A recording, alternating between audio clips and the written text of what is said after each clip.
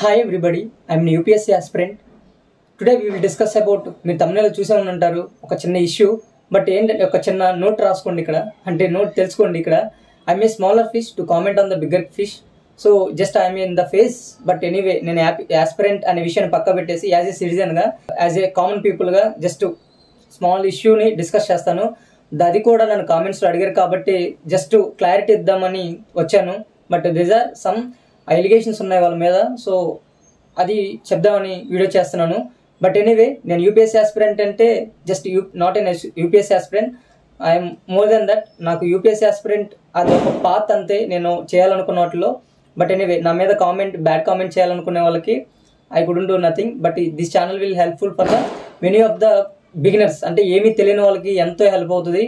Because many channels ఉన్నాయి, vlogs ఉన్నాయి, అంటే నా ఫ్లేవర్ నేను యాడ్ చేయకపోతే ఈ 108 యూట్యూబ్ ఛానల్స్ అంటే వాళ్ళలో సర్వే అవ్వటం చాలా కష్టం. బట్ ఎనీవే నా యూనిక్నెస్ నా ఫ్లేవర్ యాడ్ చేస్తాను ఈ ఛానల్లో, then only we will get more engaged.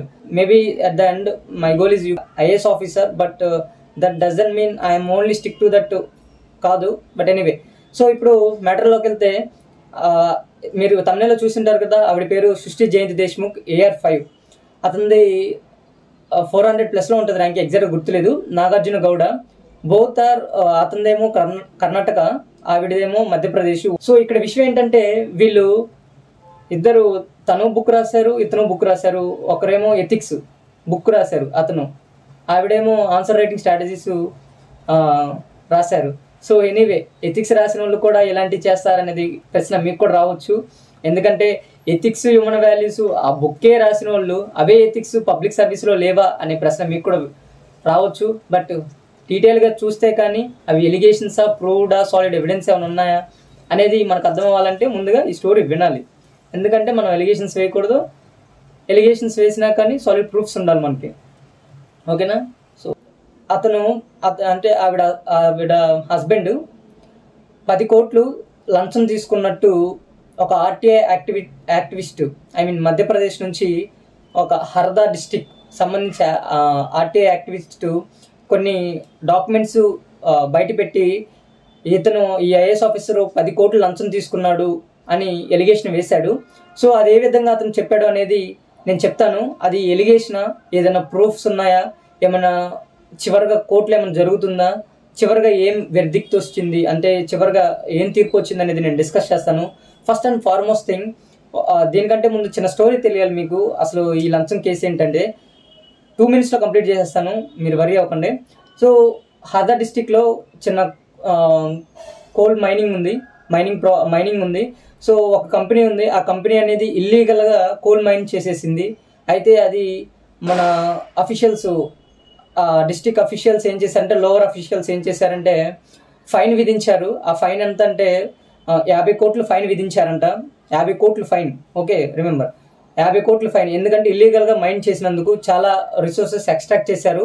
So దానికి కాంపన్సేషన్గా వాళ్ళు 50 కోట్లు వాళ్ళకి మనం ఏమనొచ్చు ఫైన్ వేశారు. అయితే దీంట్లో మన డిస్ట్రిక్ట్ కలెక్టర్ ఉన్నారు కదా, district officer Arjun Gowda.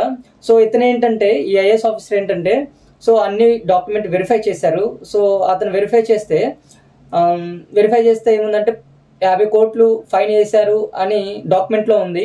But ముందుగా ప్రొసీడింగ్స్ జరిగితే బట్ యాక్చువల్ ట్రూత్ అది కాదు. అసలు ఏం జరిగిందంటే, ఆర్టీఐ యాక్టివిస్ట్ ఏం చెప్తున్నాడంటే 10 కోట్లు లంచం తీసుకున్నాడు, 50 కోట్లు ఫైన్ వేస్తే అది ఎంతకు తగ్గించారంటే ఫైన్ 4,000కి తగ్గించారు ఆ fine. So this is the allegation. ఎవరు వేశారంటే ఆర్టీఐ యాక్టివిస్ట్. బట్ ఫ్యాక్ట్ ఏంటంటే ఇక్కడ చాలా మందికి, అంటే అతను చెప్పిన దాని ప్రకారం అతను కూడా ఎలిగేషన్స్ వస్తున్నాయని మీడియా ముందుకు వచ్చి మాట్లాడేసరికి అతను ఏం చెప్పారంటే 50 కోట్లు ఫైన్ వేశారు అనేది లోవర్ అఫీషియల్స్ జస్ట్ నార్మల్గా డ్రాఫ్ట్గా, ఐ మీన్ అలా పేరుకి అన్నారే తప్ప దాని అర్థం అన్ని ప్రూఫ్స్, అన్ని డాక్యుమెంట్స్, అన్ని పేపర్ పట్టు మీదగా రాసి 50 కోట్లు ఫైన్ వేయలేదు, ఈర్ ఆల్సో ప్రూఫ్ అని అతను చూపించి 4,000 మాత్రమే ఫైన్ వేశారు. దానికి నేను కూడా అదే ప్రొసీడ్ అయ్యాను, దాని మీద నేను అదే సైన్ చేశాను 4,000 ఫైన్ వేస్తున్నట్టు, అంతేకాని నేను 10 కోట్లు లంచం తీసుకోలేదు, ఏమీ తీసుకోలేదు అని అతను చెప్పాడు. సో అక్కడ విషయం ఏంటంటే అది 50 కోట్లు ఫైన్ వేశారు అనేది మనకు కూడా ఒక ఆలోచన రావాలి. ఎంతో రిసోర్సెస్ తీసుకుంటే కానీ 50 కోట్లు ఫైన్ వేయరు. బట్ ఇతనేమంటున్నారంటే 4,000 కోట్లు 4,000 మాత్రమే ఫైన్ ఎలా వేస్తారనేది నాకు డౌట్ అనమాట. అంత పెద్ద కోలింగ్ కంపెనీలో 4,000 ఫైన్ వేస్తారా ఏమో, నాకు కొంచెం నమ్మసకంగా లేదు అది. సో ఎనీవే, అతను చెప్పిన దాని ప్రకారం 4,000 ఫైన్ వేశారు, బట్ పేరుకి 50 కోట్లు ఫైన్ వేశారని చెప్పారు. నేను ఎలాంటి లంచం తీసుకోలేదు.